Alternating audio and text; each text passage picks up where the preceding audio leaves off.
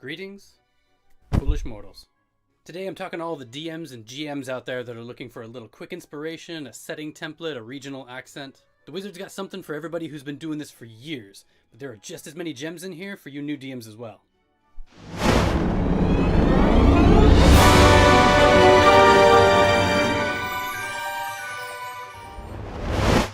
As you know, D&D is a complex game, and the honor of being DM can get a little hectic trying to keep track of AC, stat bonuses, initiative order, not to mention your murder hobos, and the entire world, all of which is supposed to come from your brain alone.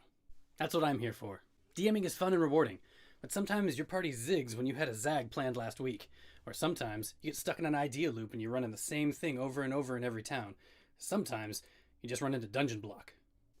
I bet you we all get it. Whatever it was, sometimes I just wished I had a resource to spark my imagination real quick or my creativity because I didn't want another Scottish dwarf, or just because the last village was Cockney and I didn't want another one of those again. With that in mind, I've come up with some settings templates that you can take some of, take all of, enhance your own ideas, work them into your existing world. It'll hopefully just give you a free kickstart to the creation process. Magic!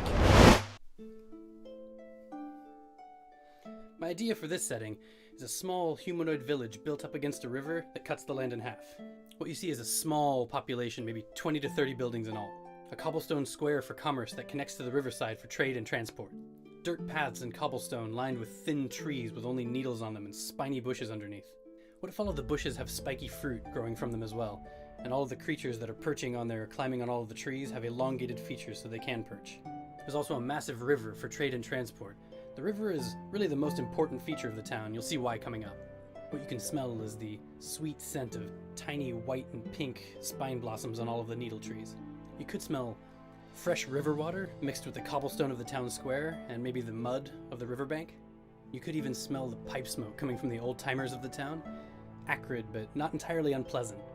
The pipe smoke is actually interesting because you could reweave it back into the story at a later time. Like, what if your characters smell that pipe smoke again when something important or sinister is going on just a bit later?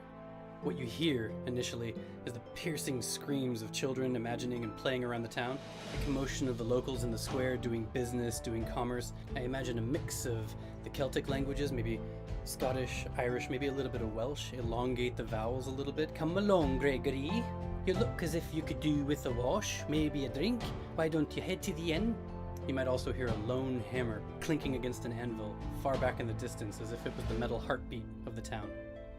You could also hear the sounds of nature, the chirps and squeaks of the creatures with elongated features that are perching on all of the needle bushes and trees, and also that big, low rush and rumble of the river that's alongside the city, underlying all other sounds you're hearing. As an added bonus, I've developed an optional complication for each of these settings I do. It's something that I build into each of these scenarios to make them a little more interesting. You could take them, or you could leave them for something else that you have planned for this village. What if a Hedgewitch from further outside of town is traveling down the river on her boat shop, offering her remedies and poultices to all of the locals? She stays for a while with the villagers, but if your players have made it into town, they might even be able to interact with her as a merchant. As the excitement all dies down, the villagers disperse, showing off their little parcels and poultices to each other. But suddenly, the crowd reforms around one villager who's fallen to the ground and started convulsing and retching.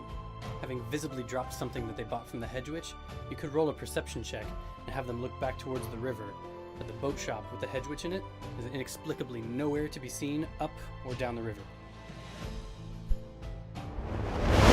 As you know, the more detail you can add to these, the better you can immerse your players into your world and your campaign. This is just for you to enhance and expand on your own ideas. Let me know down in the comments where you think this idea would fit inside of your campaign. Don't forget to set this video and playlist into your favorites for future use, and please do subscribe if you like this and want to see more material. Stay tuned to the next video to find more inspiration for the campaign, and remember, if you want to see some cheap tricks, go watch anybody.